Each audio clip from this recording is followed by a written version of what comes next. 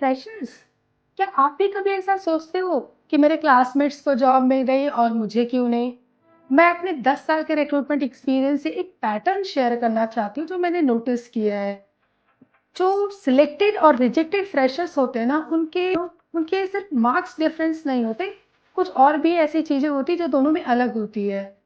मैं आज 7 ऐसे टिप्स शेयर करने वाली हूँ, या यूँ कहूँ आज 7 ऐसे मिस्टेक शेयर करने वाली हूँ जो फ्रेशर्स अननोइंगली हर बार रिपीट कर रहे होते हैं। अगर आप अपनी फर्स्ट जॉब सीरियसली चाहते हैं तो इस वीडियो को अंत तक जरूर देखिएगा, क्योंकि लास्ट मिस्टेक ऐसी है जो most of the freshers unknowingly repeat करते ही रहते हैं। सबसे पहली मिस्टेक, ज़्यादातर फ्रेशर्स इजी अप्लाई देखा नहीं कि रिज्यूमे भेज दिया, बट कभी भी वो ना मोस्टली फ्रेशर्स जेडी को देखते ही नहीं है, उन्हें लगता है इसकी ज़रूरत नहीं है। बट ट्रस्ट मी, किसी भी जॉब पे अप्लाई करने से पहले अगर आप 5 मिनट से 5 मिनट जेडी को अच्छे से समझने में टाइम लगाइएगा ना, तो वो आपके शॉर्टलिस्टिंग के चांसेस को बढ़ा देगा। कैसे? अभी बताती हूँ। जैसे कि आप जॉब डिस्क्रिप्शन पढ़ने जाओ, वहाँ पे मेंशन है सीक्वल, वहाँ पे मेंशन है एक्सेल, कम्युनिकेशन स्किल्स, और भी ऐसी कुछ चीज़ें हाईलाइटेड है। तो आपको भी वो स्किल्स अपने सीवी में लिख मतलब डालना होगा और उसे हाईलाइट करना होगा। तभी देयर इज अ चांस कि आपका सीवी शॉर्टलिस्ट होगा और रिक्रूटर्स आपको रीच आउट करेंगे और फिर फर्दर इंटरव्यू शेड्यूल होगा। अगर आपने इन चीज़ों को जो जेडी में लिखा है उनमें से कोई भी स्किल आपके सीवी में लिखा ही नहीं है, हाईलाइटेड ही नहीं है, तो रिक्रूटर्स की नज़र आपके सीवी पे जाएगी ही नहीं। ड्यूरिंग रिक्रूटर स्कैन आपका सीवी स्किप हो जाएगा और आपको कॉल्स नहीं आएंगे। तो अपनी इस पहली गलती को सुधारने के लिए स्टेप नंबर 1 आपको क्या करना है? आपको जेडी को पढ़ना है, फिर अपने रिज्यूमे को जेडी के हिसाब से थोड़ा सा मॉडिफाई करना है। I am not asking you to manipulate the resume.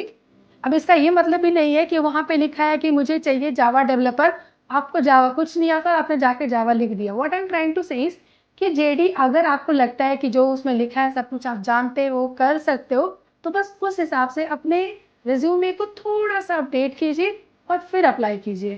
Freshers के पास एक्सपीरियंस नहीं होता और वी ऑल नो दैट वो पॉसिबल ही नहीं है।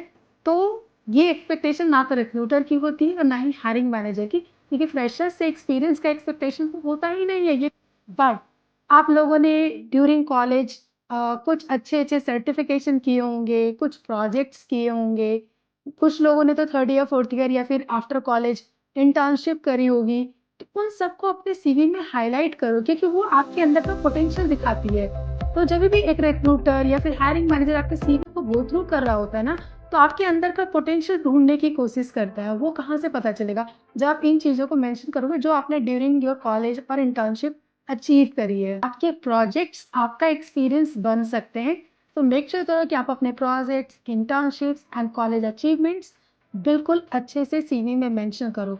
Mistake number 3, and this is very very important, communication skills. अगर आप अपने प्रोजेक्ट्स को या जो भी आपको कहना है अपने इंटरव्यूअर को ड्यूरिंग इंटरव्यू सही से कम्युनिकेट नहीं कर पा रहे हो, आर्टिकुलेट नहीं कर पा रहे हो, तो इंटरव्यूअर आपके बारे में जो थॉट बनाता है, जो राय रखता है, वो ये कि जो बंदा अभी इंटरव्यू के दौरान अपनी चीज़ें क्लियरली कम्युनिकेट नहीं कर पा रहा है, कॉन्फिडेंस के साथ नहीं बता पा रहा है, वो कल को टीम में या फिर क्लाइंट कॉल्स, ये जो भी क्लाइंट मीटिंग्स होती है, वहाँ पे कैसे एक्सप्लेन कर पाएगा, कैसे कम्युनिकेट कर पाएगा?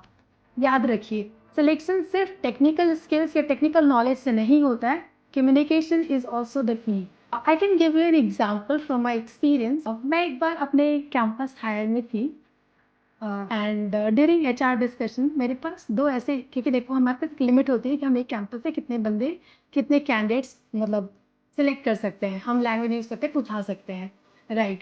तो वहाँ पे हमारे पास एंड में मैनेजर्स और पैनल दो कैंडिडेट लेकर आए थे कि मैम ये दोनों ही कैंडिडेट टेक्निकली अच्छे हैं, इन दोनों में से हमें एक हायर करना है, तो आपका फाइनल कॉल हो सकता है, आप एक बार इन दोनों से मिल लो, जो आपको सही लगता है एचआर परस्पेक्टिव से वो हम उसे हायर कर लेंगे। मैंने कहा बट आप दोनों की मैंने कहा ऐसा कुछ है तो वी कैन पुश और हम दोनों को भी हायर कर सकते हैं। क्या आपको इन दोनों में थोड़ी बहुत कुछ प्रॉब्लम लग रही है, इन दोनों में से किसी में भी? तो मेरे टेक्निकल पैनल और मैनेजर दोनों का ही था। I if you take a name, so candidate A and candidate B, दो कैंडिडेट्स थे। तो दोनों जो हमारे पैनल थे और मैनेजर्स थे, उन्होंने ये बोला कि जो कैंडिडेट ए है ना, वो टेक्निकली ही is very good, very sound, वही कैंडिडेट बी है जो थोड़ा-सा comparison to candidate A is lacking little bit, not much, बहुत ज़्यादा डिफरेंस नहीं था। दोनों के एकेडमिक्स बराबर थे, बस टेक्निकल स्किल्स में बहुत लाइट सा डिफरेंस था, उन्होंने ये बताया। मैंने कहा फिर क्या डाउट है, दोनों में से कोई एक हायर कर लो। उन्होंने बोला डाउट है मैम थोड़ी-सी कम्युनिकेशन स्किल्स को लेकर, एक बार आप बताना कि इन दोनों में से कौन-सा अच्छा है, क्योंकि हमें तो ऑलरेडी ऑब्ज़र्व कर रखा है, बट हम आपका ऑब्ज़र्वेशन चाहते हैं। मैंने कहा ठीक है। फिर मैं एचआर डिस्कशन में कैंडिडेट ए और बी दोनों से मिली, और कैंडिडेट्स के मिलने के बाद मैं मैनेजर्स के पास गई और मैंने कहा कि मुझे बताओ आप लोगों को जानना क्या था, क्यों मुझे मिलवाया। ये तो बहुत क्लियर है ना कि कैंडिडेट ए से मेरी बात हुई, और भले उसके एकेडमिक्स भी अच्छे हैं, टेक्निकली आप लोगों ने बोला बहुत अच्छा है, मुझे नहीं पता टेक्निकली वो कैसा है, क्योंकि मैं टेक्निकल असेसमेंट्स नहीं कर सकती। बट जब मैंने उनसे उनका प्रोजेक्ट पूछा, उनके अचीवमेंट्स पूछे, उनके कॉलेज एक्सपीरियंस पूछा और भी बहुत सारे क्वेश्चंस पूछे, तो ही was not able to articulate as good as candidate B. Candidate B तो इतना अच्छा था, मैंने कहा उससे बात करके तो मतलब बहुत अच्छा लगा। ही साउंडेड वेरी कॉन्फिडेंट, पॉज़िटिव, और बंदा अपना पूरा फ्यूचर प्लान मुझे ऐसे लगा जैसे पिक्चर दिखा दिया हो कि उसने कॉलेज में क्या किया, प्रोजेक्ट्स कैसे किया, और उसने इंटर्नशिप में क्या करी, आगे 10 साल में वो खुद को कहाँ देखता है। उसने सब कुछ बहुत अच्छे से बताया। वही candidate A was hesitating in sharing जो भी उसके दिमाग में चल रहा था, तो शायद वो अच्छे से कम्युनिकेट नहीं कर पा रहा है। और हमारे ऑर्गेनाइजेशन में जो नीड है, कल को क्लाइंट से बात करनी पड़ सकती है, खुद की टीम में बात करनी करनी पड़ सकती है, यूएस बेस्ड कंपनी है, तो यूएस के लोगों से बात करना पड़ सकता है, तो इसके लिए इट्स गोना बी टफ। तो उन्होंने बोला, तो दोनों हँसने लगे और कहते, मैम हमारा भी यही थॉट प्रोसेस था और हम भी कैंडिडेट बी को ही हायर करना चाहते थे, बट एक बार सेकंड ओपिनियन के लिए हमने कहा चलो एचआर राउंड में मैम का भी ओपिनियन समझ लेते हैं। तो ultimately we three agreed to hire candidate B, जिसकी कम्युनिकेशन स्किल्स अच्छी थी, बहुत ही कॉन्फिडेंट, और अच्छे से वो अपनी चीज़ें एक्सप्लेन कर पा रहा था। तो मुझे उस दिन फिर से रियलाइज़ हुआ कि communication is also one very important aspect for a fresher for experience everyone I guess. क्योंकि जब तक आप बहुत कुछ जानते हो, बहुत अच्छे हो, टैलेंटेड हो, पर वो टैलेंट किस काम का जो आप सामने वाले को बता नहीं पा रहे हो, एक्सप्लेन ही नहीं कर पा रहे हो कि मेरे अंदर ये टैलेंट है, राइट? तो अपने अंदर की चीज़ों को बताने के लिए आपको एक बहुत अच्छा कम्युनिकेटर बनना होगा। अब आप ये कहोगे कि मैम इंग्लिश बहुत अच्छी इंग्लिश तो आती ही नहीं है। तो मैंने ये कब बोला कि बहुत अच्छी और फैंसी इंग्लिश आनी चाहिए? No need to use difficult English, but basic English तो आती है। अगर आपने बीटेक किया है, बीसीए किया है, कोई भी डिग्री करी है, तो I am sure her candidate basic और सिंपल इंग्लिश यूज़ करने के कैपेबल है। बेसिक ग्रामर तो वो यूज़ कर ही सकता है।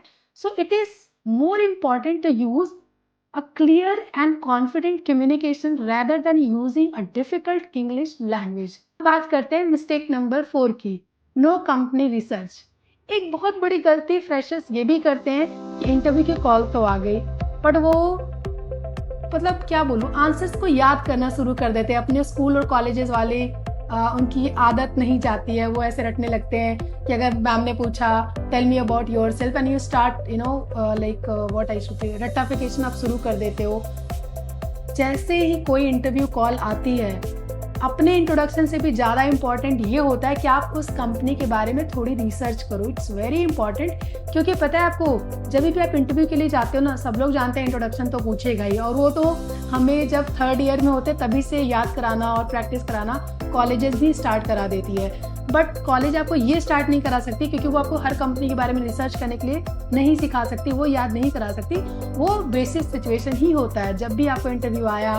फॉर एग्जाम्पल, आपको जस्ट टेकिंग अ नेम कि आपको अमेजोन का कॉल आया इंटरव्यू के लिए, तो अगर आप अमेजोन में इंटरव्यू देने के लिए जा रहे हो, तो आपको इंटरव्यू से पहले ड्यूरिंग प्रिपरेशन आपको अमेजोन के बारे में थोड़ा सा जानना चाहिए। आप उनकी वेबसाइट पे जाओ, उनके करियर पेज पे जाओ, उनके लिंक्डइन पेज पे जाओ, और उनके बारे में जो जो भी थोड़ी सी नीडी चीज़ें होती हैं वो थोड़ा सा रिसर्च कर लो।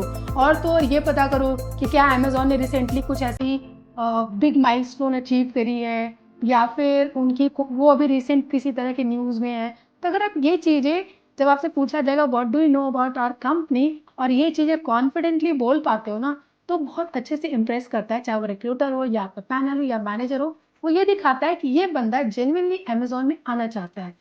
अब मैं आपको अपना एक्सपीरियंस बताती हूँ। कई बार ऐसा होता है, कुछ कैंडिडेट्स इंटरव्यू के लिए तो आ जाते हैं, और जब मैं उनसे ये क्वेश्चन पूछती हूँ, tell me about our company, why you are here, and they are like ma'am उतना तो रिसर्च नहीं किया है और maybe ma'am I didn't get chance to research that much.